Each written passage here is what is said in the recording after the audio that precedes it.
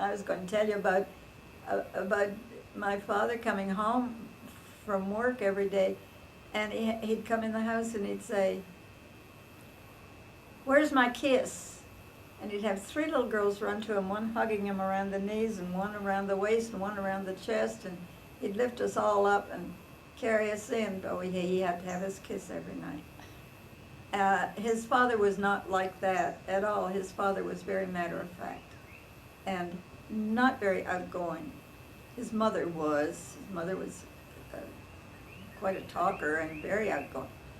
My mother's mother and father, well, I knew them so much better because when Mother and Dad would go on a trip, I would go and stay with them. And this was before the other two came even. They did nothing but play with me the whole time.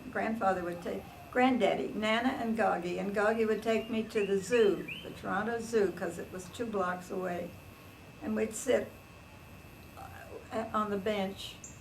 I remember we took a bag of bread and we'd throw it to the birds. And he told me if I could get it on a bird's tail, the bird would come and sit on my lap. And so I spent several years throwing bread at birds and never got one, ever. And he would play games with us. He had a game that was called Old Mr. Fox, and all the grandchildren would come on Sunday, and Granddaddy Hambling would sit in a big chair and lie back with his eyes closed and his feet out, and we would kick his feet very gently and say, "Oh, Mr. Fox," and he would jump up and catch one of us. And when he caught one of us, we were out of the game.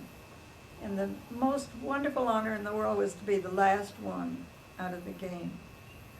Nana was in the kitchen in the meantime, cooking and singing, "Oh, the long and toilsome journey," which was her favorite hymn, and making Yorkshire pudding with roast beef.